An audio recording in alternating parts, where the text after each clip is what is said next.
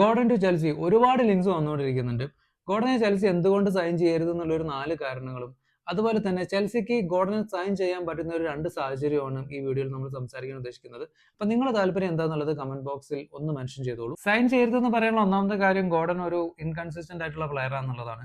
കഴിഞ്ഞ 2 സീസണിലായിട്ട് 60 മത്സരങ്ങളിൽ നിന്നും പുള്ളിയുടെ ഗോൾ കോൺട്രിബ്യൂഷൻ എന്ന് പറഞ്ഞിട്ടുണ്ടെങ്കിൽ 19 12 ഗോൾസും അതുപോലെ തന്നെ 7 അസിസ്റ്റും. നമുക്ക് അതേ ടാലി തരുന്ന ഒരു പ്ലെയർ ഓൾറെഡി നമ്മുടെ കയ്യിലുണ്ട്. അതായത് പെഡ്രോ നെറ്റോ ആണ്. പുള്ളിയുടെ ഗോൾ കോൺട്രിബ്യൂഷൻ 19 അതുപോലെ തന്നെ ഗോൾസ് പുള്ളി സ്കോർ ചെയ്തത് 9 അതുപോലെ തന്നെ അസിസ്റ്റ് 10 ഉണ്ട്. അപ്പോൾ ഒരു മാസീവ് അപ്ഗ്രേഡ് അല്ലാതെ ഒരു ഒത്തിരി ഇൻകൺസിസ്റ്റന്റ് ആയിട്ടുള്ള ഒരു പ്ലെയറെ ഇത്രയും വലിയൊരു പൈസ കൊടുത്ത് നമ്മൾ സൈൻ ചെയ്തത് മണ്ടത്തരല്ലേ എന്നുള്ളതാണ് ആദ്യത്തെ പോയിന്റ്. രണ്ടാമത്തെ കാര്യം ജാക്സന്റെ റിട്ടേൺ ആണ്. ജാക്സൺ ബയേണിന്ന് പെട്ടി എടുത്ത് വരുന്നുണ്ട്.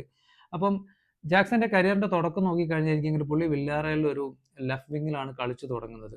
ബോൾ ക്യാരിയിങ് എബിലിറ്റിയും അതുപോലെ തന്നെ കട്ട് ഇൻസൈഡ് ചെയ്യാനുള്ള എബിലിറ്റിയും കാര്യങ്ങളൊക്കെ വെച്ച് നോക്കുമ്പോൾ നമുക്ക് അവിടെ പരീക്ഷിക്കാൻ പറ്റുന്ന ഒരു മുതൽ തന്നെയാണ് ജാക്സൺ എന്നുള്ളതാണ്. പിന്നെ മൂന്നാമത്തെ റീസൺ ആയിട്ട് പറയുന്നത് ചെൽസി ഓൾറെഡി ആ ഒരു റോളിൽ ഫുള്ളി ലോഡഡ് ആണ്. നമുക്ക് പെഡ്രോ നെറ്റോ ഉണ്ട്, ഗിറ്റൻസ് ഉണ്ട്, ഗർനാച്ചോ ഉണ്ട്, അതുപോലെ തന്നെ ജാക്സൺ തിരിച്ചു വരികയാണെങ്കിൽ ജാക്സൺ ഉണ്ട്. അപ്പോൾ ഇത്രയും 4 പ്ലേയേഴ്സ് ഇവരെല്ലാവരും അടിപൊളി പ്ലേയേഴ്സ് എന്നല്ല, പക്ഷെ ആവറേജ് അല്ലെങ്കിൽ എബോവ് ആവറേജ് പ്ലേയേഴ്സ് തന്നെയാണ്. അവരുടെ കൂട്ടത്തിലേക്ക് നമ്മളിപ്പം ഇത്രയും വലിയൊരു എമൗണ്ട് കൊടുത്ത് ഗോർഡനെയും കൊണ്ടുവരേണ്ട ആവശ്യമുണ്ടോ എന്നുള്ളതാണ് മൂന്നാമത്തെ എൻ്റെ പോയിന്റ്.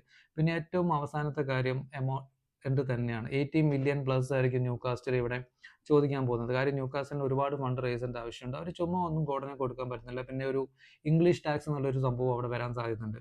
ആ ഒരു സാഹചര്യത്തിൽ നമ്മളെ ഏറ്റവും ഇമ്പോർട്ടൻ്റ് ആയിട്ടുള്ള പൊസിഷൻസ് വേറെ കിടക്കുന്നുണ്ട്. സ്ട്രൈക്കർ ആണെങ്കിൽ നല്ലൊരു സ്ട്രൈക്കറെ കൊണ്ടുവരിക, അതുപോലെ തന്നെ നമ്മുടെ ബാക്ക് ഫോർ സെറ്റ് ചെയ്യേണ്ട ആവശ്യമുണ്ട്. അതാണ് നമ്മുടെ പ്രയോറിറ്റി. അതുപോലെ തന്നെ ചെൽസിക്ക് ഗോർഡനെ സൈൻ ചെയ്യാൻ പറ്റുന്ന സാഹചര്യങ്ങളും ഉണ്ട്. അതായത് ന്യൂകാസ്റ്റലിന് ഇപ്പോൾ നല്ലൊരു സ്ട്രൈക്കർ ആവശ്യമുണ്ട്. അപ്പം അവർ ജാക്സണിൽ ഹാപ്പി ആണെങ്കിൽ, ജാക്സൺ നല്ല സ്ട്രൈക്കർ ആണെന്നല്ല, പക്ഷേ ന്യൂകാസിൽ നമുക്ക് കൺവിൻസ് ചെയ്യാൻ പറ്റുമെങ്കിൽ ജാക്സണും ഗോർഡനും തമ്മിലുള്ള ഒരു ഡയറക്റ്റ് സ്വാപ്പ് അവർ അഗ്രി ചെയ്യുകയാണെങ്കിൽ, അതല്ലെങ്കിൽ ചെറിയൊരു എമൗണ്ട് ഒക്കെ ഇൻവോൾവ് ചെയ്തിട്ട് ഒരു സ്വാപ്പ് ഡീൽ അവർ ഓക്കെ ആണെങ്കിൽ അതൊരു നല്ല സാഹചര്യമായിരിക്കും. കാര്യം നമുക്ക് ജാക്സനെ ഓഫ്ലോഡ് ചെയ്യാം, അതുപോലെ തന്നെ ഒരു ബോൺ ലെഫ്റ്റ് വിങ്ങറിനെ നമുക്ക് കിട്ടുകയും ചെയ്യും.